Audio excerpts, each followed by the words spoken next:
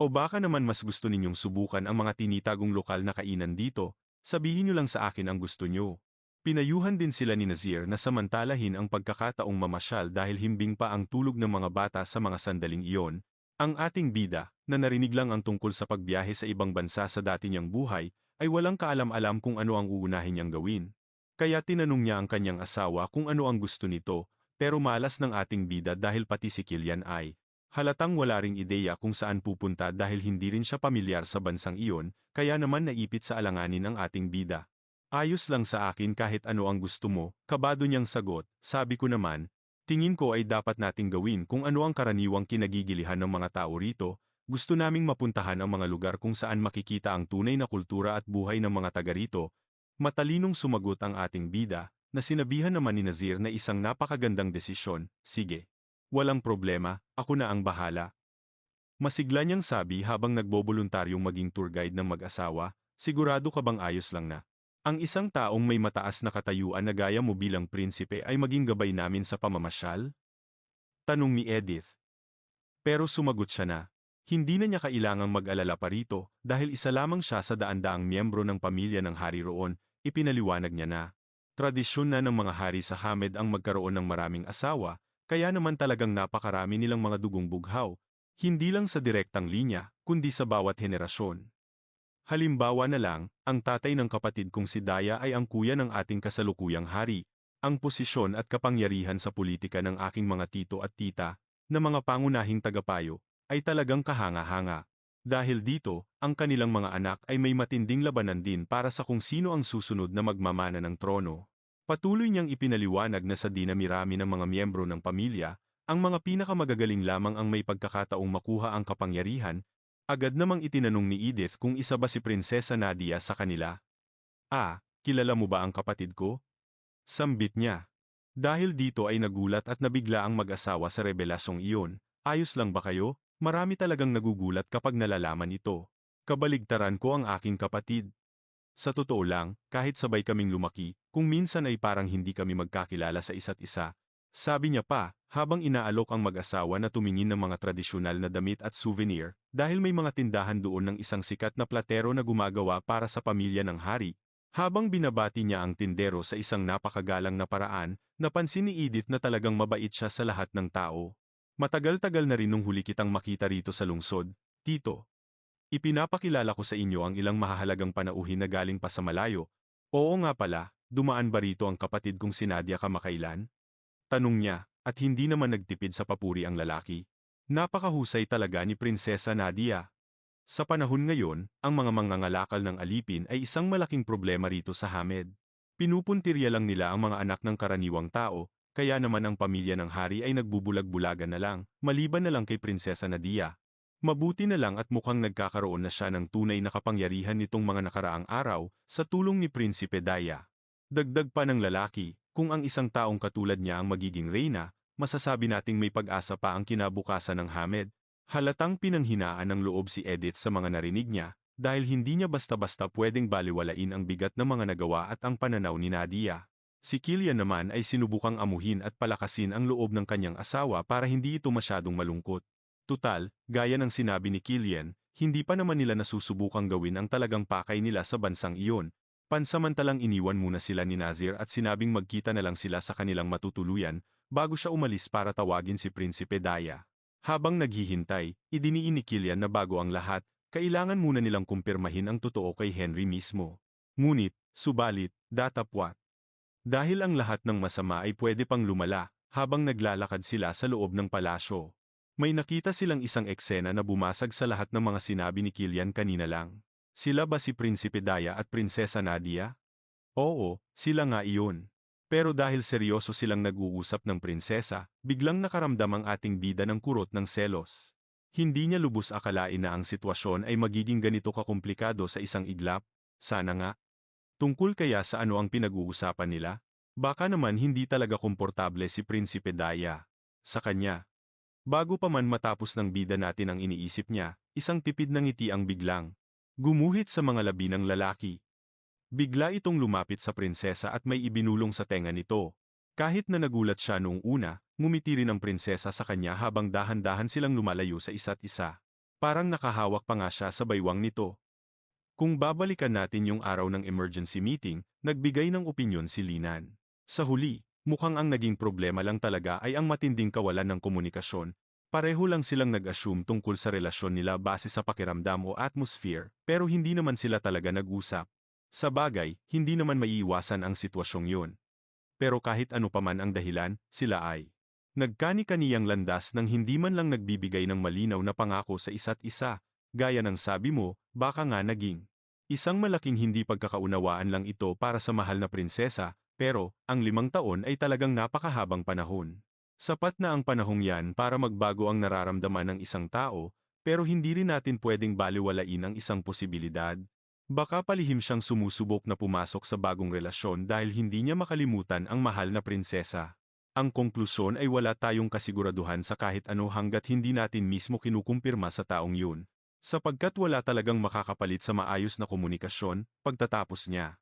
Doon naisip ni Edith na kailangan nilang humanap ng pinakamabisang paraan para direktang makumpirma ang impormasyong yun, at ang pinaka-epektibong paraan na naisip nila ay ang tumawid ng karagatan para makaharap si Prinsipe Daya. Sa kasamaang palad para kay Edith, mukhang napakaamo at kaibig-ibig ni Prinsesa Nadia, at ang masakit pa, sa paningin ng lahat, mukha silang perpektong magkapareha. Sobrang nadismaya ang bida natin kaya bumalik na lang siya sa kanyang kwarto. Lampa at matamlay ang kanyang aura. Ana, nandito na kami, paano ko ito sasabihin kay Catherine? Sabi niya. Bago pa man niya makita ang kaguluhang naghihintay sa kanya. Seryosong pinapagalitan ni Ana ang isang katulong.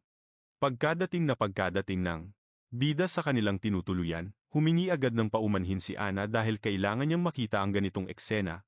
Pero, mayroon silang isang maliit na problema na kailangang ayusin. Lumalabas kasi na hindi malinaw ang pagkakakilanlan ng katulong na ito na sumama sa atin sa biyahe. Mukhang pumalit lang siya sa ibang katulong bago pa man tayo umalis, kaya lalong tumitindi ang hinala sa kanya. Agad namang nagpanik ang katulong. Hinala, ako? Hinding-hindi po. Sinubukan pa niyang magpaliwanag, pero mas marami pang utal ang lumalabas sa bibig niya kaysa sa salita.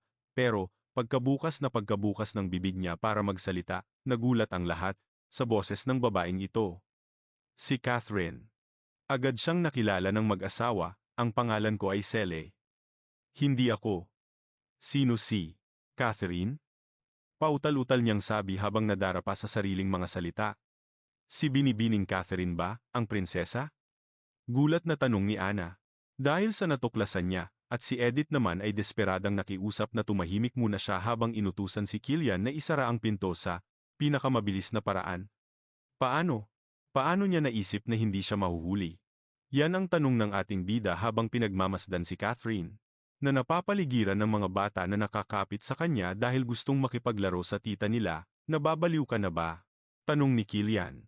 Ang mga batang ito, walang preno ang bibig kapag kaharap ang mga royalty, sigaw ni Catherine matapos.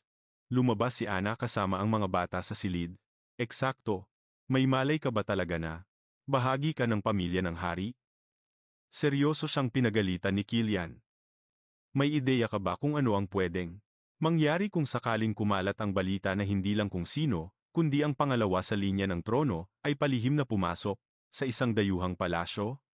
Anong gagawin mo kung nahuli ka? Magsalita ka naman. Diin ni Kilian. Kay Catherine, na nakikinig lang at hindi makasagot ng kahit ano, kitang-kita na nasasaktan si Catherine sa loob niya, kahit na sinusubukan niyang huwag itong ipakita. Note ng narrator, ang pagiging padalos-dalos niya mismo, ay nagpapakita lang na desperada na siya sa loob-loob niya dahil sa balita tungkol sa kasal ni Henry. Kaya naman nakiusap ang bida natin. Sa mahinahong paraan kay Kilian na hayaan muna silang mag-usap na dalawa lang, na agad namang sinang-ayunan nito bago lumabas ng silid at iniwan silang dalawa. Catherine, ganoon mo ba talaga siya kamahal? Tanong ni Edith habang pinagmamasdan ang babaeng pilit na nagpipigil ng kanyang mga luha, kahit na halatang halata na namumugto na ang kanyang mga mata. Ang mga luha niya ay tila nagbabadyang pumatak anumang oras, paano namang hindi maiintindihan ni Edith ang nararamdamang yun? Kahit na ilang beses na niyang kinumpirma sa sarili niya na hindi pwede ang relasyon nila ni Kilian, hindi pa rin niya kayang alisin ang nararamdamang yun para sa iisang tao. Si Edith, sa maraming pagkakataon, ay nakagawa rin ng mga katangahan, kaya naman mas naiintindihan niya kaysa sa kaninuman kung ano ang nararamdaman ng kanyang kaibigan ngayon. Naiintindihan naman ni Catherine na may mahal ng iba ang lalaki at magpapakasal na ito, pero kailangan niyang marinig mismo sa kanya ang katotohanan. Sinubukan ng prinsesa na pigilan ang sarili hanggat kaya niya, pero sa huli, bumigay rin siya at humagulgol sa iyak. Inamin niya na gusto lang niyang kumpirmahin ang lahat para sa sarili niya. Kinalaunan ng araw na iyon, habang nakahiga siya sa sofa matapos ang matinding pag-iyak, hindi siya makatulog. Dahil alam ng lahat na magiging malaking problema kapag nabuking siya roon, kailangang ituloy ni Catherine ang pagpapanggap bilang isang katulong, pero naging malinaw si Kiliana. Dapat siyang mag-ingat ng husto lalo na kay Prinsipe Nazir, dahil kilala na nito ang kanyang mukha, kaya naisip ng ating bida ang ideya na maging yaya na lang ng mga bata. Medyo nakakailang man, pero hanggat hindi pa sila nakakabalik sa dukado, ito ang pinakamabuting disguise para sa kanya. Pinanindigan ni Catherine ang desisyon at sinabing alam na niya ito at handa na siya sa simula pa lang. Mabilis siyang bumangon sa sofa, at doon lang niya na-realize na, sa totoo lang, sobrang hindi komportable ang pwesto niya kaya naisipan niyang silipin kung tulog na ang mga bata, siguro dahil gusto rin niyang lumabas-labas muna. Pero, mahaba pala ang naging tulog ng mga bata kanina nung hapon. Kaya heto sila, gising na gising at nakatitig lang sa kanya gamit ang kanilang mga napaka-cute at napakagandang mga mata. Tunaw na tunaw ang puso ni Catherine habang tinitingnan sila, iniisip kung gaano sila ka-cute. Tita, hindi pa po ba kayo matutulog? Tanong ng maliit na batang Ruvinia na si Leah. Kinumpirma ni Catherine na hindi pa siya dinadalaw ng antok at hindi talaga siya makatulog. Tita Catherine, totoo po ba na naglakbay kayo ng palihim hanggang dito dahil sa pag-ibig? Tanong ng panganay na si Erdine. Oo, parang sa mga fairy tale, palihim akong nagpunta rito para hanapin ang pag-ibig. Pero, sa masamang palad, hindi ito isang fairy tale. Sumagot naman ang bata na hindi raw siya dapat nakakasiguro roon. Sabi raw ng lola niya, ang pag-ibig ay isang bagay na kailangang ipaglaban, laban lang. Pagbibigay lakas ng maliit na si Leah, sang-ayon sa kanyang kuya, na nagpatuloy sa pagkukwento na ang kanilang lola at lolo, ang kanilang tatay at nanay, at maging sina Lina at Ana ay dumaan din sa mga pagsubok bago nila na-realize na mahal nila ang isa't isa, pero nagkaroon sila ng lakas ng loob at ipinaglaban ito gamit ang kapangyarihan ng pag-ibig. Erdine, marunong ka na palang gumamit ng mga malalalim na salitang yan, sabi ni Catherine. Tinanong niya si Erdine kung pwede ba siyang tulungan nito ng kaunti. Maya-maya lang, ang dalawa ay nasa labas na. At nagpapanggap na parang mga robot. Kunwari ay tinatanong ni Catherine kung hindi pa ba inaantok ang kanyang batang amo matapos magpahangin sa labas. Hindi pa po ako inaantok, Sel. Tingnan din natin yung hardin doon, sagot naman ng bata.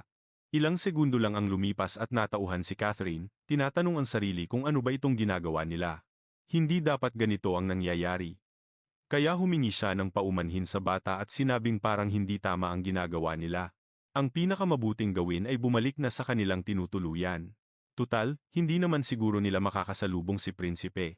Daiya sa gitna ng gabi. Sinubukan pa ng bata na tumutol, pero minitian siya ni Catherine ng malambing at nagpasalamat, sabay sabing, babalik na sila sa kwarto.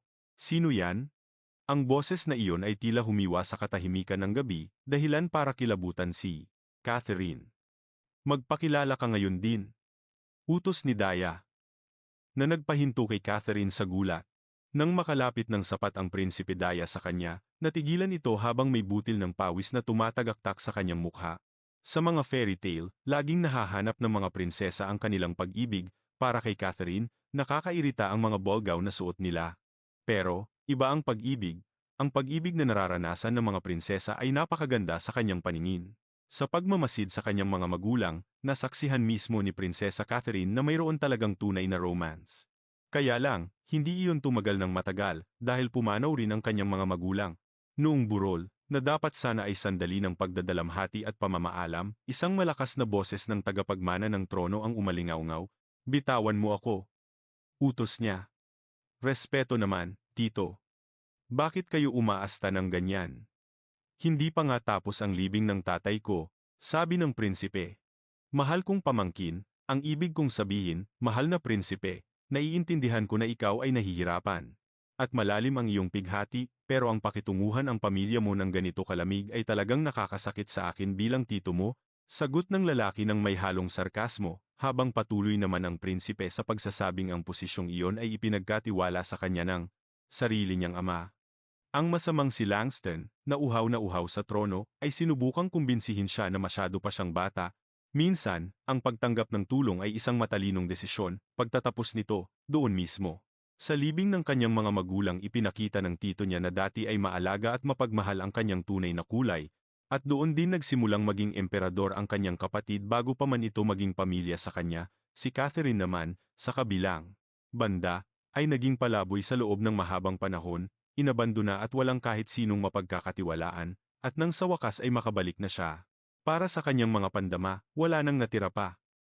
Noong unang beses siyang umibig kay Cliff, sa pag-aakalang iyon ay tadhana, naagaw ito ng isang babaeng mas kaibig-ibig at mas mukhang prinsesa kaysa sa kanya, kahit na siya ang tunay na prinsesa, pero hindi kailanman naging ganoon.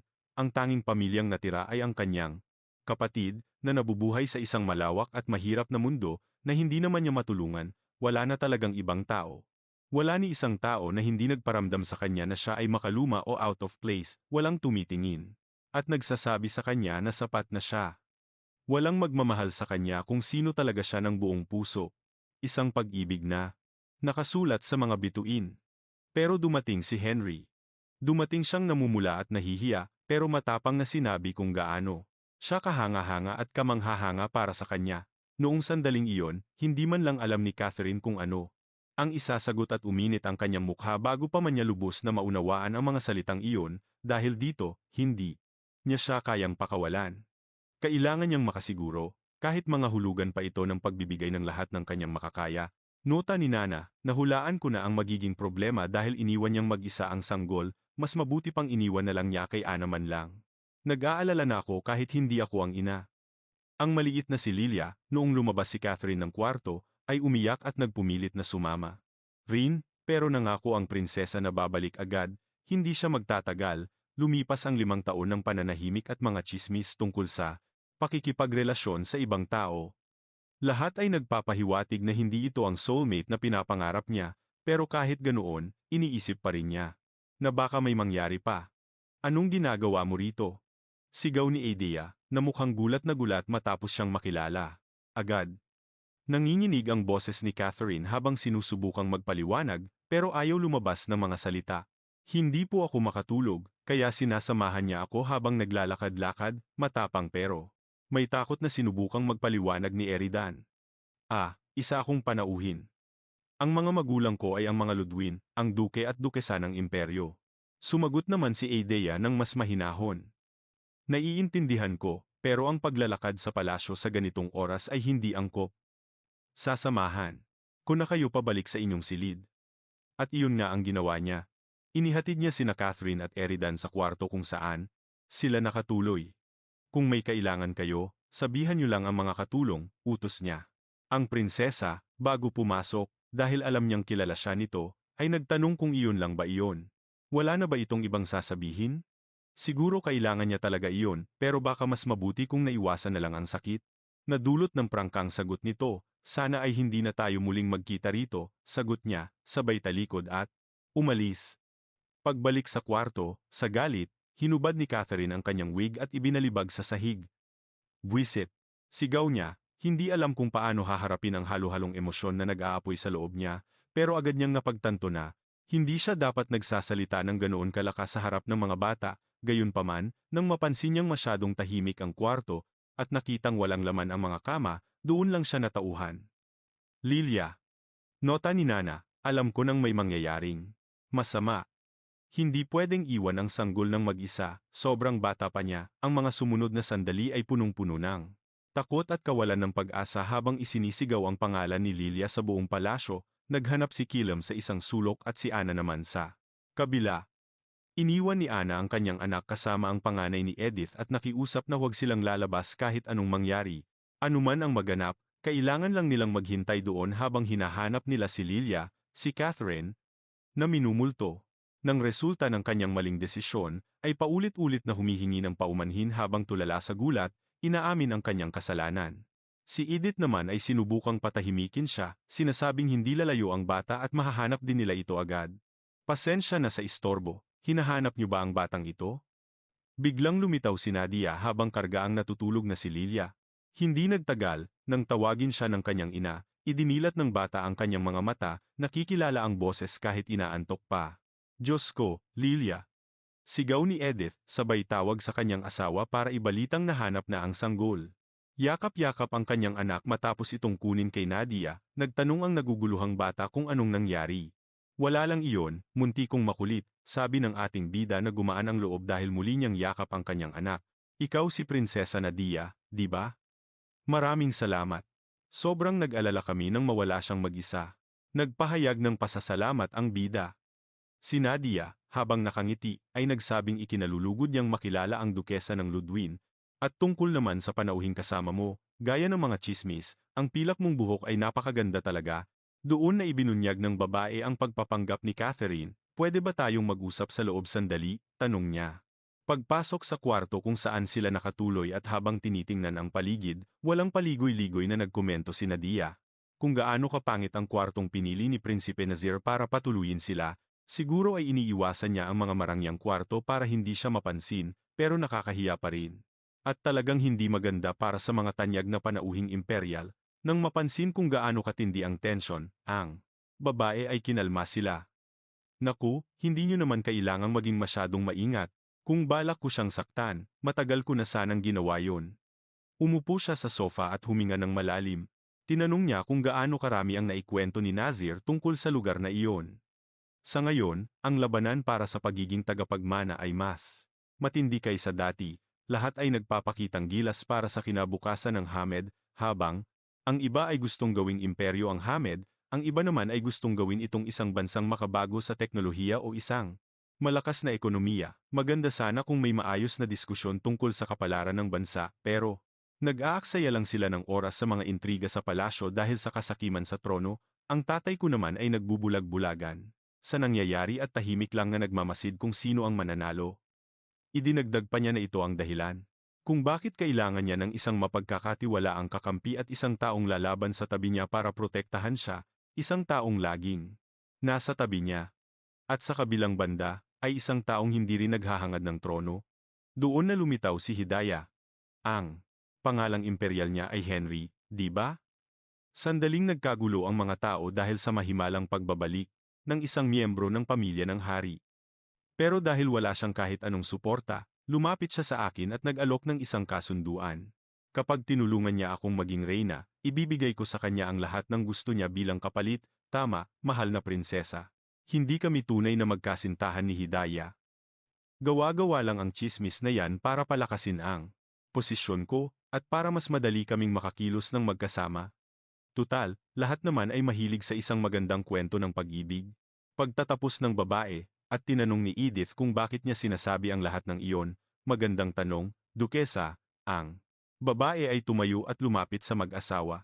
Diretsahan niyang sinabi na gusto niyang suportahan siya ng pamilya Ludwin. Sa tingin ko, napakagandang alok nito, habang mas maaga akong maging reyna, mas mabilis ding magiging malaya si Hidaya. At higit sa lahat, hindi ba't magiging problema sa inyo kapag nalaman ng ibang mga kandidato na lihim na bumisita sa palasyo ang mahal na prinsesa? Paalala ni Nana, hindi nagbibiro ang babaeng ito, talagang wala siyang awa. Hiningi ni Nadia na pag-isipan nila ang alok hanggang sa almusal kinabukasan na inihanda ni Nazir. Pagkatapos hilingin na maging mahimbing ang kanilang gabi, umalis na siya. Si Edith, na hindi alam ang gagawin, ay napansin na hindi lang ito basta alok, kundi isang banta. Tinanong niya ang kanyang asawa kung ano ang dapat nilang gawin. Si Catherine, na humahagulgol, ay sumingit at sinabing kasalanan niya ang lahat at pananagutan niya ito sa anumang paraan. Tensyonado ang paligid, pero ang kitang-kitang paghihirap ng prinsesa, na dati ay parang bato sa tatag, ay isang bagay na hindi pwedeng pabayaan lang. Si Anna, habang sumasabat sa usapan, ay nagpaalam na babalik na sila ni Lilia, sa kinalalagyan ni Erdin, na naghihintay kasama si Sarah sa kabilang kwarto, ang bida nating lalaki, habang pinag-iisipang mabuti. Ang sitwasyon, ay napagtanto na baka hindi naman ito kasing sama ng inaakala nila. Naaalala mo ba yung mga kwentong narinig natin tungkol sa prinsesa sa mga lansangan? Tanong niya, at sumagot si Edith ng oo. Kilala siya bilang ang tanging miyembro ng Maharlika na nagmamalasakit sa mga ordinaryong tao. Maaaring ginagawa niya lang yun para makakuha ng suporta, pero Mas mabuti na yon kaysa sa ibang mga kandidatong walang ginagawa, sabi ni Killian, kailangan nilang malaman kung ano talaga ang inaasahan nito sa kanila. Kaya naman, maghihintay muna sila hanggang kinabukasan para makita kung saan sila dadalhin ng sitwasyong ito. Ipinapakita sa atin ang kwento na simula nang harapin ni Catherine ang mga tungkulin sa palasyo sa tulong ni Edith, inakala niyang naging ganap na siyang miyembro ng pamilya ng hari. Subalit, matapos malagay sa sitwasyong iyon, napagtanto niyang malayo pa siya sa katotohanang hindi pa naibubunyag sa atin. Sa sandaling iyon, ang iniisip ng prinsesa ay napatigil nang pumasok si Ana sa kwarto na punong-puno ng takot. Dukesa, Duke. Nawawala si Erdin. Sigaw niya habang karga si Lilia at hawak ang kamay ng kanyang anak na nag-aalala, paalala ni Nana, mukhang pasama na ng pasama. Ang takbo ng mga pangyayari. Gaya nga ng sabi nila, wala nang sasama pa sa sitwasyong lalo pang lumalala, habang nagtataka sila. Sa gustong ipahiwatig ni Ana, ang batang may buhok na kulay ginto ay nakakapit lang sa kanyang ina, nanginginig ang buong katawan, noong nakaraang sandali, habang hinahanap nila si Lilia, nakiusap si Ana kina Erdin at Sara na manatili lang sa kwarto at huwag lalabas, pagkaalis ni Ana, ang batang si Erdin, habang umiiyak, ay sinabing kasalanan niya ang lahat, paano naging kasalanan mo na? Kusa lang kumilos si Lily, tanong ng batang babae. At sumagot si Erdin na masyado siyang naging interesado sa kwento ng pag-ibig ng ibang tao at napabayaan na niya ang kanyang kapatid. Umiyak daw ito ng husto at gustong sumama, pero nagmamadali siya noon. Gusto niyang sumama sa prinsesa para hanapin ang mahal nito. Sabi niya, hindi niya sana iyon ginawa. Naisip niyang hindi uubra ang ganitong paraan. Kailangan niyang mahanap ang kapatid niya ng mag-isa, ano. Pero sabi ni Mama, manatili lang tayo rito anuman ang mangyari, wika ni Sara. Nagpumilit ang batang Panginoon na wala siyang choice. Mas kilala niya ang kapatid niya kaysa sa kahit sino. Sinubukan pa siyang pigilan ni Sara at nakiusap na wag nang umalis at manatili na lang sa tabi niya. Huwag kang mag-alala, Sara. Laging sinasabi sa akin ni Papa na kailangan kong protektahan ang mga taong mahal ko at mahalaga sa akin. Ngayon, kailangan kong protektahan si Lilia, dagdag niya, sabay karpas para hanapin ang kanyang bunsong kapatid. Lumipas ang oras at nanatili lang doon si Sara dahil masunurin siya, pero hinding-hindi maalis ang kaba sa dibdib niya. Doon na siya nagpasyang buksan ng bahagyaang pinto at tawagin siya sa pasilyo, pero nang tawagin niya si Erdin. Pagtingin niya sa paligid, nakita niya ang jacket nito sa sahig at may mga bakas ng paa kung saan-saan. Balik sa kasalukuyan, si Nadia, kasama ang kanyang mga bantay para tignan ang nangyari, ay nakumpirmang wala ng duda. Marka iyon ng mga sindikato ng bata. Dahil sa takot, itinanong ni Edith kung bakit nila nilulusob ang palasyo. Kadalasan, mga mahihirap lang ang tinitira nila. Hindi tayo pwedeng basta-basta maglabas ng pahayag ng walang matibay na ebidensya. Lalo na't ang sumusuporta sa kanila ay isang miyembro ng pamilya royal na may malakas na laban sa trono. Siguradong nabalitaan nila ang pagbisita ng mga matataas na opisyal at nakita nila itong magandang pagkakataon. Kung magpapadala ka ng mga sundalo rito para iligtas ang batang Panginoon, baka maging mitsa ito ng gulo at akusahan tayo ng paggamit ng dahas. Kung hindi na ito maiiwasan, mas mabuting kumilos tayo ng may paninindigan at formalidad. Nazir, ibigay mo ang ulat sa sitwasyon ngayon. Ipaalam sa mahal na hari na magpapadala tayo ng mga sundalo dahil sa isang diplomatikong emergency, utos ni Nadia. Sumunod agad ang prinsipe. Tinanong din niya si Killian kung maaasahan ba niya ang tulong nito at ng kanyang mga kabalyero. Pumayag agad ang bida, at sinabing kahit kakaunti lang sila, siguradong magagaling at elite ang kanyang mga tauhan. Sasamahan niya sila ng personal. Pagkatapos, nagbabala si Nadia na lulusob sila sa kuta ng mga lalaking iyon. Ipinaliwanag niya na hahatiin sila sa 3 grupo, na pamumunuan ni Nadia, Killian, at Idaya. Nabalitaan ko pong may isang magaling na kabalyero sa inyong mga katulong, mahal na dukesa. Kulang po kami sa tao. Kaya kung ayos lang po sa inyo, hihingi sana kami ng tulong sa kanya, pagtatapos ng dalaga. Pumayag si Killian, kaya naghanda na silang sumabak sa labanan para iligtas si Erdin. Si Edith naman, habang nasa loob ng kanyang silid at karga si Lilia, ay tila nadudurog ang puso dahil wala ang kanyang anak. Nanay, nasaan po si kuya? Malungkot na tanong ni Lilia, dahil miss na niya si Erdin. Minsan, naitatanong ni Edith sa kanyang sarili, ano kaya ang mangyayari kung naging iba ang kinalabasan ng pagkatalo ng orihinal na autor? Iniisip niya kung magiging malaya ba ang mundong ito, o kung siya na mismo ang magiging bida. Habang inaalala ang lahat, may napagtanto siya. Ang buhay na ibinigay ng kwento sa babaeng bida ay nakabase sa pagharap sa mga hirap bago makamit ang mas magandang buhay. Isa itong buhay kung saan laging may tagapagligtas na sumusulpot kapag may masamang nangyayari, at hindi kailanman nagaganap ang pinakamalalang trahedya. Pero alam niya, kung ganoon nga ang sitwasyon, hindi sana siya ganito katakot sa mga sandaling ito. Nagsimula niyang alalahanin ang bawat sandaling kasama ang kanyang sanggol, simula pa nang isilang ang kanyang panganay. Naalala niya ang bawat puyat at ang mga simpleng pag-aalaga, na puno naman ng wagas na pagmamahal. Naalala niya kung gaano ito kalambing at kung paano nito kamahal ang kanyang nakababatang kapatid, at ang napakakinang ngiti nito. Binibigyang liwanag niya ang lahat ng nasa paligid pati na ang mundo ni Edith bilang isang ina, bigla namang nakuha ng maliit na tinig ni Lilia ang kanyang atensyon. Nanay, umiiyak po ba kayo? Nag-aalalang tanong ng bata. Huwag na po kayong umiyak, nanay. Patawad po, kasalanan ko ang lahat. Sabi ng bata, pero nanatiling tahimik si Edith. Niyakap lang niya ng mahigpit ang anak para pawiin ang anumang guilt na nararamdaman nito. Ginawa niya ang gagawin ng kahit sinong ina. Huwag kang mag-alala, anak, magiging maayos din ang lahat, sabi niya. Sinusubukan niyang pakalmahin at kumbinsihin ang sarili. Higit pa sa bata. Habang nangyayari iyon, sa labas naman, isang matinding labanan ang nagaganap sa paghahanap sa anak ng Duke at Dukesa ng Ludwin, sa gitna ng bakbakan. Hindi nagtagal at dumaan si Catherine sakay ng kanyang puting kabayo matapos niyang mailigtas ang batang si Erdin. Nakakapit ng mahigpit ang bata sa kanya, nanginginig sa takot habang sinusubukan siyang pakalmahin ni Catherine. Ayos ka lang ba, Erdin? Pumikit ka lang, utos niya, habang pilit na itinatago ang sariling pag-aalala at kaba para hindi ito maramdaman ng bata.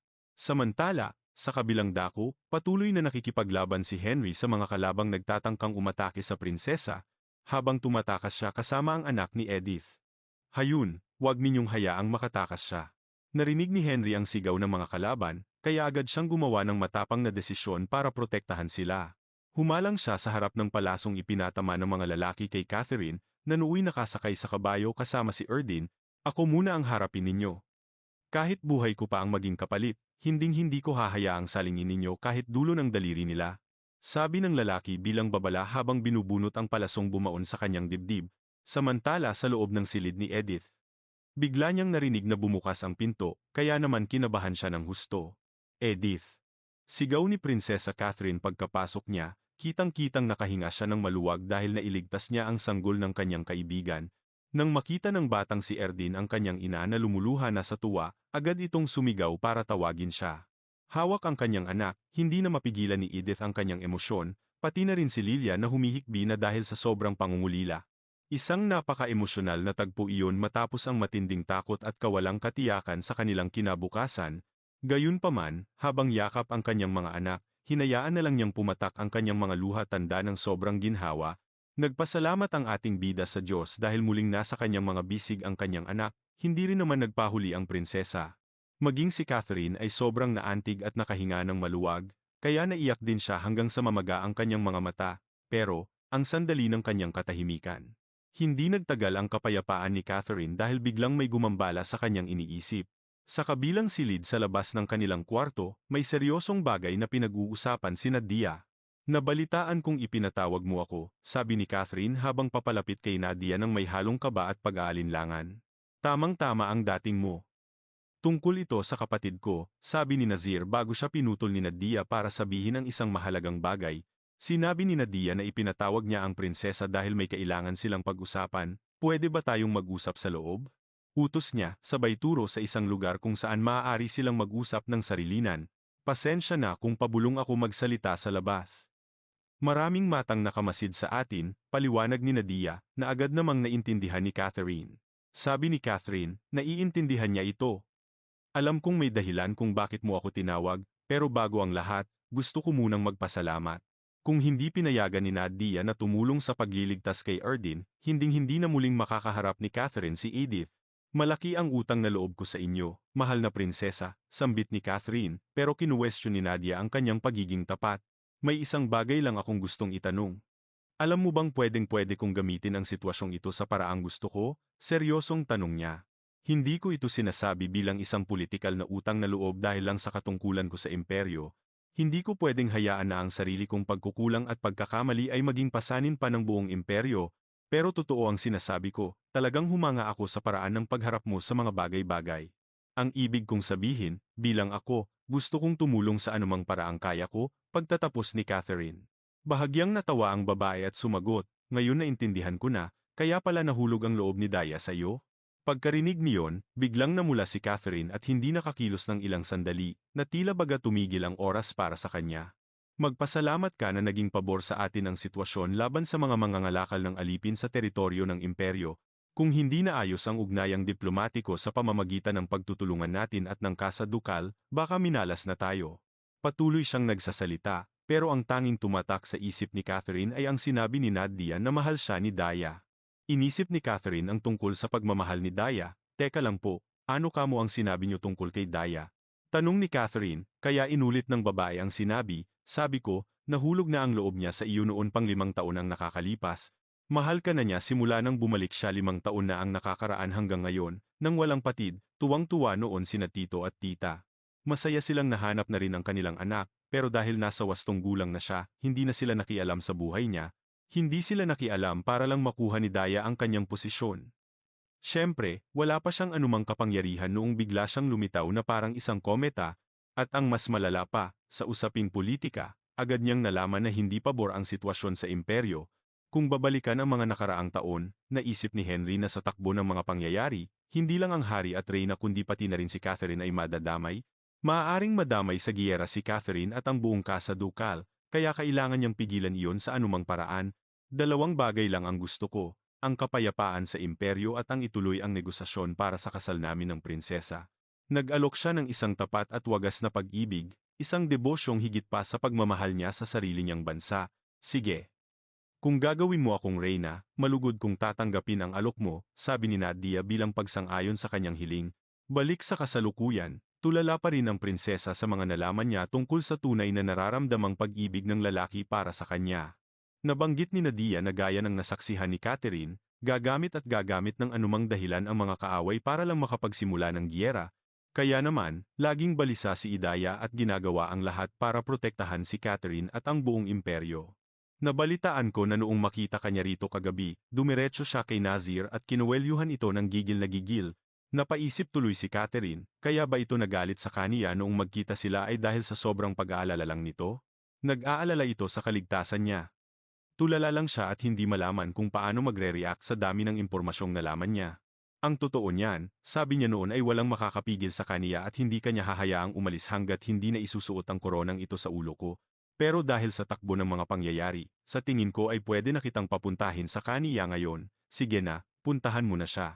Balita ko ay nasugatan siya noong kasagsagan ng labanan at hanggang ngayon ay hindi pa rin nagkakamalay. Bilin ni Nadia, nasa dulo ng koridor sa kanan ng klinika. Hindi na nag-aksaya ng oras si Catherine at agad na tumakbo papunta roon. Nagmamadali siyang pumunta sa klinika kung nasaan ang mahal niya, at sa wakas ay nakita rin niya ito, kahit na wala pa itong malay. Noong una ay nabigla si Catherine nang makita si Idaya na nakahiga sa kama. Nilapitan niya ito ng may gulat at napabulalas na punong-puno ng mga galos at sugat ang buong katawan nito. Pasensya ka na talaga. Masyado akong isip bata noon at wala pang karanasan. Sa buong panahong ito, itinaya mo ang buhay mo para sa akin. Para sa imperyo. Sabi niya habang nanginginig ang boses, sabay halik sa likod ng mga daliri ng lalaki, mabuti na lang at nagulat siya sa naging reaksyon nito. Agad namang iginalaw ng lalaki ang kanyang mga kamay para pahirin ang mga luhang pumapatak sa mukha ng babae. Henry, gising ka na ba? Ay, ang ibig kong sabihin, mahal na prinsipe? Tanong niya habang pinagmamasdan ang dahan-dahang pagmulat ng mga mata ng lalaki. Mahal na prinsipe, naging maayos naman ang lahat, di ba? Natatakpan ang buhok mo. Salamat sa Diyos. Sabi niya na bakas ang pag-aalala pero punong-puno rin ng kapanatagan. Bakit mo ginawa yun? Paano ko nagawang hilingin sa'yo na ibuwis ang buhay mo para sa akin, gayong halos hindi pa naman kita kilala? Umiiyak na tanong ng ating prinsesa. Ang unang impresyon ko sa inyo, mahal na prinsesa, ay kahit mataas ang katayuan niyo, naging tapat kayo. Talagang naging tapat at totoo kayo, sabi niya, habang inaalala ang pag-amin ng prinsesa na wala talaga itong karanasan. Wala siyang kaalam-alam sa paghahanda ng mga pista at handaan noong humingi siya ng tulong sa ating bida ng araw na iyon. Sinabi rin niya na mahalaga itong tungkulin para sa kanya bilang prinsesa, pero marami pa siyang pagkukulang. Kaya naman, sinisikap niyang hiramin ang lahat ng kaalaman ng ating bida. Ang paraan ng pakikitungo niya kay Edith bilang isang kaibigan. Kinalimutan ang mga titulo at nakiusap sa ating bida na tawagin na lang siya sa kanyang pangalan pati na rin ang paraan ng paghingi niya ng opinyon. Nang malaman niyang taga-Hamed ang lalaki, mapagkumbaba siyang humingi ng opinyon nito. Malaking bagay ang lahat ng ito para kay Henry. Isinantabi mo ang sarili mong mga maling akala para lang hingin ang pananaw ko, higit pa roon, pinahalagahan mo ang sinabi ko. Pinaramdam mo sa akin na may halaga ako. Siguro kaya pakiramdam ko, ikaw ang lunas sa lahat ng panghuhusgang tiniis ko. Tiniis ko iyon simula pa noong bata ako. At kahit gumawa ako ng mga bagay na hindi marangal para lang mabuhay, sinubukan ko pa ring magpakatao.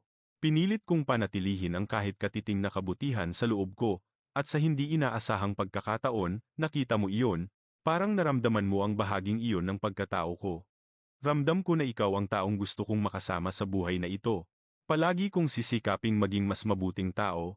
Mahal na prinsipe, hindi, Catherine, mahal kita, pag-amin ni Henry, na nagpaiyak sa tuwa sa babaeng may kulay pilak na buhok, at doon na nga nagtapos ang kanilang pakikipagsapalaran sa magulong bansa ng Hamed. Matapos ang pangyayaring iyon, dumating na ang araw ng kanilang pag-alis. Araw na para bumalik sila sa imperyo, at gaya ng dati, hindi mapakali ang prinsesa sa sobrang kaba.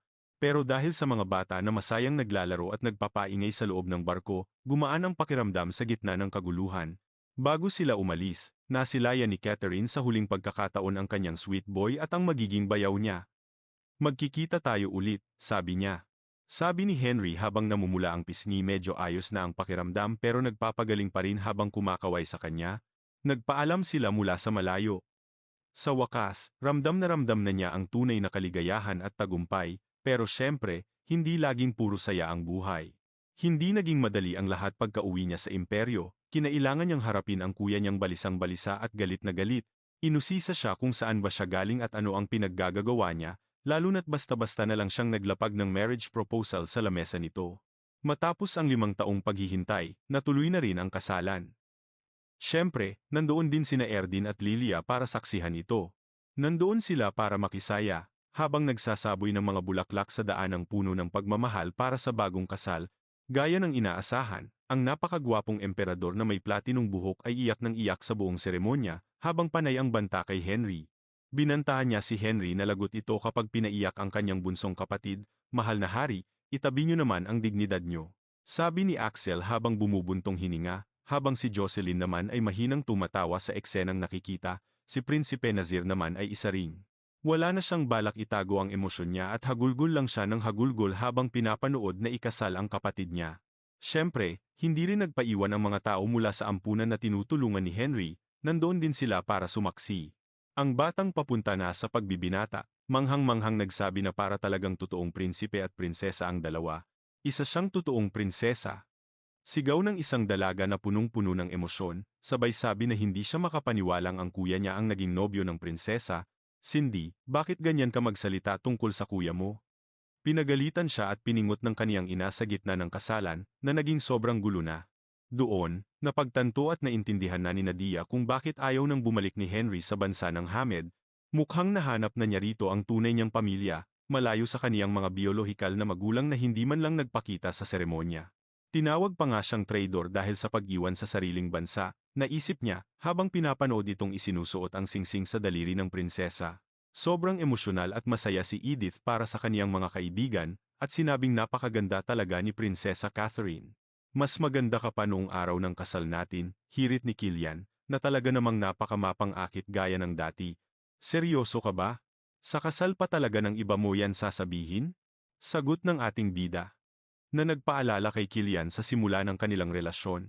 Naalala niya kung gaano ito kaganda sa harap niya noon, kahit gulat na gulat ito dahil naging bastos siya habang isinusuot ang singsing. Naging magaspang ang trato niya nang siya lang ang nagsuot ng singsing sa daliri nito, dahilan para mapahiya si Edith sa harap ng lahat. Ang alaalang iyon ay parang bombang sumabog sa kaniya, kaya naman naitanong niya sa ating bida kung naisip na ba nitong magpakasal muli. "Nababaliw ka na ba?" Tanong ni Edith na hindi makapaniwala sa asawa. "Hindi naman siguro masamang suhestiyon yon," sagot ni Kilian. Tinanong siya ng bida nating may pulang buhok kung may ideya ba ito kung gaano kahirap ang isang engrandeng kasal para sa isang bride. Aabutin ang handaan hanggang hating gabi. Kailangan niyang maglakad-lakad ng suot ang wedding gown habang nagugutom at nauuhaw, sabi ng ating bida na naaawa kay Catherine dahil nagsisimula pa lang ang nakakapagod na araw nito. Ang mga salitang iyon ay muling nagpagising sa mga alaala ng nakaraan kay Killian noong panahong pinuntahan niya ito sa kaniyang kwarto. Nagulat siya nang bigla itong sumulpot doon dahil ang akala niya ay hindi na ito magpapakita pa sa gabi ng kanilang kasal. Anong nangyayari sa'yo, Killian? Bakit biglaan yata? Tanong ng ating bida, at dahil medyo nahihiya at naiilang, sumagot ang lalaki na wala lang iyon. Idinagdag na lang niya na kung magiging masyadong matagal ang okasyon, mas mabuting pauwiin na muna ang mga bata. Pagkalipas ng ilang oras, matapos ang napakahabang araw, nakauwi na rin ang ating mag-asawa na relax at handa ng magpahinga.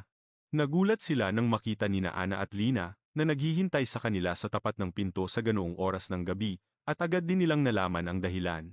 Ang lalaking blonde, sabay singit, ay humingi agad ng paumanhin dahil kailangan niyang magbalita ng masama sa gitna ng isang masayang okasyon. Humingi siya ng dispensa sa pagsasabi nito lalo na't kararating lang nila na pagod galing sa isang kasalan.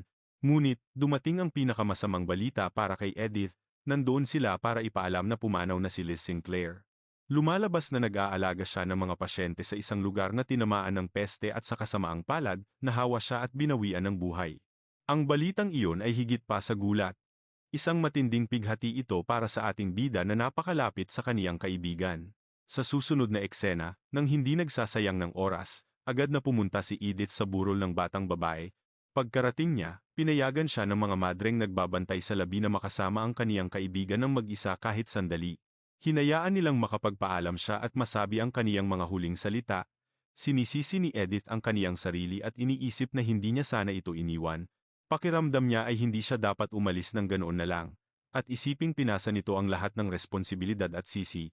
Pinasa ni Liz ang kasalanang ginawa ng orihinal na may akda, tahimik na tiniis ang mga bunga nito, para lang iwan tayong ganito kadesperado. Habang lunod si Edith sa sakit at paghihirap, bigla siyang natauhan nang mapansin ang isang pamilyar na tao na pumapasok sa silid. Anong ginagawa mo rito? Bakit ka nandito? Tanong ni Edith. Sa sandaling iyon, naalala ng ating bida ang mga sinabi ni Liz. Naalala niya ang mga nakasulat sa sulat na ipinadala nito. Doon, sinabi niya na may isang bagong babaeng dumating sa monasteryo. Hindi alam ni Liz ang dahilan at kung paano ito napunta roon, pero ang dalaga ay kumikilos ng may dangal. Kumikilos siya ng may pinag-aralan at pino ang galaw. Sa sulat, nabanggit din ni Liz na mukhang matatagalan pa bago magbukas ng loob ang dalaga. Pero naniniwala siyang maaari silang maging mabuting magkaibigan. Lakas loob na nagtanong si Edith. Ikaw ba ang bagong babaeng tinutukoy ni Liz, Lila Sinclair? Dumating si Lila doon na may dalang simpleng bulaklak. Iniwas niya ang kaniyang tingin. Sa gulat ng ating bida, bigla itong tumalikod at nagmamadaling tumakbo palabas sa patio. Doon ay umupo siya sa bench habang yakap ang kaniyang mga binti at isinubsob ang kaniyang mukha para magtago. Gaya ng inaasahan, sinundan pa rin ni Edith ang dalaga para malaman kung anong nangyayari sa gitna ng matinding sakit na ito. Umupo siya sa bench habang yakap ang kaniyang binti at isinusubsob ang kaniyang mukha para magtago, habang si Edith naman ay nakasunod pa rin. Gulat at lito sa nangyayari, sinundan niya si Lila. Huwag mo akong tingnan ng ganyan, sagot nito matapos mapansin ang babaeng may pulang buhok. Napansin niyang papalapit ang babaeng may pulang buhok habang nakatingin sa kanya ng may pagtataka. Hindi pa rin kita gusto, walang nagbago doon. Nilinaw iyon ng blondeng babae, habang inaalala ang pagkakulong niya noong araw na sinubukan niyang bitagin si Edith, gaya ng alam mo. Gaya ng alam mo, simula noong insidenteng iyon, nasira ang reputasyon ko at nabaon sa putik. Sinubukan ni Ama na ipakasal ako sa kahit sino, anuman ang mangyari. Kahit pa isang balasubas o matandang maharlika, walang tigil ang dating na mga alok ng kasal at laging bumabalik ang usapan doon. Ipinaliwanag ng blondeng babae na laging nakikialam ang kanyang kapatid kaya sumusuko ang mga lalaki. Pero, matapos ang insidente, kahit lumipas na ang gulo, hindi na siya nakabalik sa mga social circles at iisa na lang ang lugar na pwedeng puntahan. Iisa na lang ang lugar na pwedeng puntahan ng isang dalagang maharlika na tulad ni Laila. Huli na nang magsimulang luminaw ang lahat sa akin. Akala ko kasi noon, tinitingnan ako ng kapatid ko na parang isang tanga. Akala ko pinoprotektahan lang niya ang posisyon niya bilang tagapagmana, hindi ko kailanman inakalang lalabanan niya si Papa para lang sa akin. Hindi ko inakalang gagawa siya ng ganoong kapangahas na hakbang laban kay Papa para sa akin. Alam niyang makakatulong ang pagbebenta sa kanya. Mas makikinabang sana ang kanyang kapatid sa isang politikong kasal. Ipinaliwanag din niya na noong una, pati si Liz ay tila napakalayo ng loob. Sa simula, tila naglalagay ng distansya si Liz, pero unti-unti siyang lumapit at nag-alok ng tulong tuwing kailangan ito ni Laila. Laging tumutulong tuwing nasa gipit na sitwasyon si Laila. Nagsisimula na akong magbukas ng loob at nitong huli, marami akong napagtanto. Napagtanto ko na kung naging iba lang sana ang naging kilos ko, baka kaming tatlo ay naging isang masayang pamilya. Pero ngayon, hinding-hindi na natin malalaman, dagdag niya habang lumuluha. Pero sa pagkakataong ito, tunay na ang kanyang mga luha ng pagsisisi at sakit. Sakit dahil sa pagkawala ng isang bagay na dahil sa sarili niyang desisyon ay panandalian lang niyang natamasa, at doon nagtapos ang kwento ni Laila. Nakamit niya ang katapusan na nararapat sa kanya, sa kabila ng pagsisisi sa kanyang mga pagkakamali, habang lubos na pinagsisihan ni Laila ang lahat ng kanyang ginawa. Pinagsisihan niya ang pagkawala ni Liz. Samantala sa ibang dako ng isa pang kwento, may mga tao talagang hinding-hindi nagbabago. Si Cliff, na namumuhay sa pait, ay matatagpuan sa isang simpleng bahay mula noong ika-20 siglo kasama ang isang bote ng soju. Paano ba humantong sa ganito ang lahat? Tanong niya sa sarili. Para bang isang banal na kapangyarihan ang sumagot sa isang desperadong pagsamo, ang pusong kumapit sa imposible ay nakatanggap ng daan mula sa sistema. Noong una, parang nabubuhay siya sa isang himala. Isang dakilang himala na isinilang mula sa tunay na pag-ibig. Ano, bakit ka narito? Napunta ka ba rito para hanapin si Liz? Tanong sa kanya ng isang boses, at habang humahalakhak, sinabi nito na kinikilala na pala niya ang kanyang papel bilang bida. Alam na niya ang posisyon niya bilang bidang lalaki sa akdang iyon. Sige, wala akong pakialam, ipapadala ko kayong lahat sa impyerno. Itatapon ko kayong magkasama sa impyerno. Matapos marinig ang mga salitang iyon, si Cliff ay biglang inilipat sa isa pang akda, isang kuwentong nagaganap noong ika-20 siglo sa isa sa mga kalsada ng Timog Korea. Cliff, ikaw nga ba talaga yan? Tanong ng may akda. Tanong ng orihinal na may akda. Ang dalagang tumatakbo patungo sa kanya ay bakas ang matinding tuwa, habang siya naman ay nananatiling tulala sa gulat. Diyos ko, talagang pumunta ka rito para hanapin ako? Inaasahan ko na yan sa aking bidang lalaki, pinagmamasdan lang siya ni Cliff. Habang tinititigan siyang maigi ni Cliff, napagtanto niya na kahit hindi pa niya nakikita ang babaeng ito kailanman, siguradong siya si Liz. Siguradong siya ang Liz na kilala niya. Nakikilala mo ako, di ba, Cliff? Alam mong ikaw lang ang tanging mahal ko mula pa noon. Masaya at euphoric kanyang sinabi iyon. Sigurado ang lalaki na ang babaeng nasa harap niya ay ang Liz na kilala niya, pero kahit ganoon, hindi pa rin siya makapaniwala. Nagulantang siya sa naging hitsura nito. Hindi iyon ang inaasahan o hinahanap niya. Kaya naman, sa isang biglang galaw, sa isang mabilis at biglang pagkilos, agad siyang lumayo ng subukan ng babaeng lumapit at humawak sa kanya, nabigla at natulala ang babae sa ginawa niya. Noong sandaling iyon, hindi nakakibo ang babae. Pasensya na, nagulat lang talaga ako, pagdadahilan ng lalaki. Pero sa huli, si Cliff, matapos ang napakahabang paghahanap sa kanyang Liz, ay nahanap din siya sa wakas, pero ang kuwento nila ay imbes na umayos, lalo lang itong lumala. Gaya ng inaasahan dahil sa ugali niya, ang pagsasama ng dalawa ay nauwi lang sa pinakamasamang sitwasyong posibleng mangyari. Siya na namuhay bilang isang talentadong markes sa buong buhay niya, bigla na lang naging isang tangang walang muwang. Isang hangal na wala man lang kahit katiting na sentido komun, ang pambihirang lakas at galing ni Cliff sa pakikipaglaban ay naging lason na ngayon. Naging pahamak ang mga kakayahan niya dahil wala siyang magawa sa mundong kinal. Mga sakdal ng pananakit at pag-abala sa hustisya. Naging malaking sakit ng ulo na si Cliff para sa orihinal na autor ngayon. Kailangang magkandara pa ng autor para lang hindi siya makulong.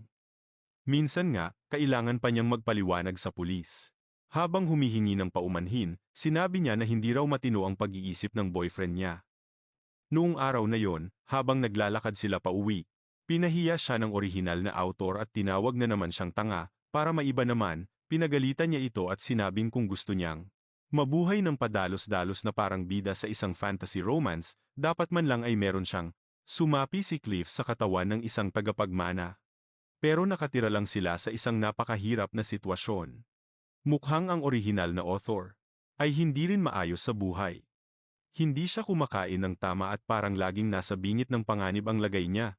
Sa kauna-unahang pagkakataon sa buong buhay niya, naramdaman ni Cliff na sagad na ang kamalasan niya, si Liz Clare ang tanging at tunay na pag-ibig ni Cliff Ludwin. Siya ang dahilan ng kanyang pagkatao, at ang dahilan kung bakit siya nabubuhay. Pero kasabay nito, siya rin ang kaaway na sumira sa buhay niya. Habang pinapanood ang orihinal na author na sinusubukang bawiin ang kontrol sa system, naiirita siya sa mga babaeng naghihiganti sa kanya. Akala ng bruhang to, ang lahat ng nangyayari ay gawa lang ng mga babaeng may galit sa kanya dahil sa mga ginawa niya kay Edith, kaya gumalagala siya. Naghahanap ng milagro para makatakas sa impyernong buhay nila ni Cliff, pero walang nagbago at ang pasakit na yon ay paulit-ulit lang na nangyayari. Sa huli, dahil hindi nila kayang mag-isa, unti-unti nilang sinira ang isa't isa araw-araw hanggang sa malugmok sila. Si Cliff, na dati nang mainit ang ulo, ay nagsimulang saktan ang orihinal na author sa loob mismo ng bahay nila, at ang babae naman, sa kabila ng dusa, ay laging minumura at minaliit si Cliff tuwing may pagkakataon. Akala mo ba espesyal ka? Hamak na karakter ka lang na ginawa ko? Sigaw niya kay Cliff. At si Cliff naman, matapos gumawa ng kasalanan, ay sumasagot ng pasigaw na lagi naman daw silang pinag-uusapan, bakit hindi na lang daw siya paalisin doon. At ganoon na nga, ang dati ng laso na relasyon ay lalong naging mapanakit, kahit alam nilang, malinaw na may mas magandang buhay pa sana. Ang baliw na siyentipiko naman, na nagsisimula ng mabaliw sa paghihiganti, ay humahalakhak ng malakas habang pinapanood ang kinahinatnan ng dalawang tangang to. Tinapon natin sila sa isang malungkot at bulok na mundong romance na tayo mismo ang gumawa. Pero kahit alam nilang dalawa ang patakaran ng mundong yon, imbes na magtulungan, tignan mo sila, pilit nilang nilalabanan ang tadhana kahit nasa harap na nila ang paraan para makaangat. Isang babae ang lumapit at nagtanong kung hanggang kailan pa sila mananatili doon. Tutal, maayos naman ang takbo ng system kahit wala sila. Nakaalis na ang lahat ng ibang babae at sila na lang ang natira sa lugar na yon. Nababagot ka na rin ba? Tanong nung morena. Nahalatang naiirita na. Sabi mo itatapon mo ang mga hayop na yan sa impyerno. Yun lang ba talaga ang gusto mo? Pagod na sa lahat ang babae at tumalikod na lang, hinayaan na lang ang kasama niya sa mga iniisip nito. Mula noon, mas pinili niyang mabuhay para sa sarili imbes na magpakulong sa lugar na yon at mag-aksaya ng oras sa paghihiganting walang katapusan. Napagtanto naman nung isa na medyo nagiging boring na ang lahat, may hangganan din ang pwede nilang mapanood mula doon, kaya nakaisip siya ng bagong plano para sa kwento. Masyadong nagiging maayos ang buhay ng bida para sa panlasa niya. Gusto ng babaeng ito na mas pahirapan pa ang author, at panuuri ng malapitan ang pagdurusa nito araw-araw. Sa huli, may mga tao ring nabulok na lang doon dahil wala na silang pakinabang. Sa kabilang dako naman ng system, nagising si Lise na tila lito at nagtatanong kung ano ang nangyari. Sigurado kasi siyang may sakit siya dahil sa kumakalat na epidemya. Siguro patay na ako, isip niya habang unti-unting bumabalik ang malay niya.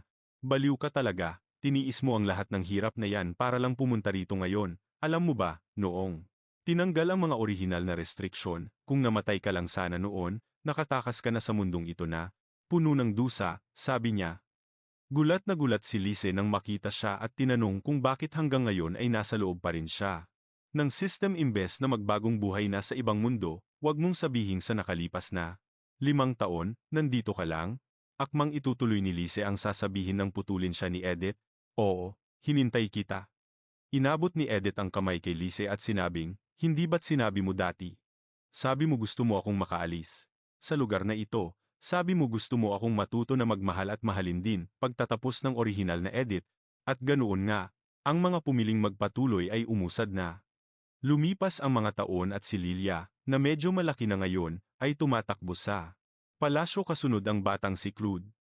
Napilit siyang hinahabol habang tinutuksong mabagal dahil sa maiikli nitong binti. Dahil hindi nakatingin sa dinadaanan, nabangga niya si Erdi na may kausap, na si Sarah tungkol sa ilang papeles. Mag-ingat ka, Lilia, bakit hindi na lang kayo sa garden ng palasyo maglaro imbes na dito? Mungkahi ni Erdin at sumang-ayon naman ang magandang batang may pulang buhok, pero hindi niya alam na ang maliit na makulit ay papalapit na para huliin siya. Huli ka! Sigaw ni Claude sabay yakap sa kanya mula sa likod.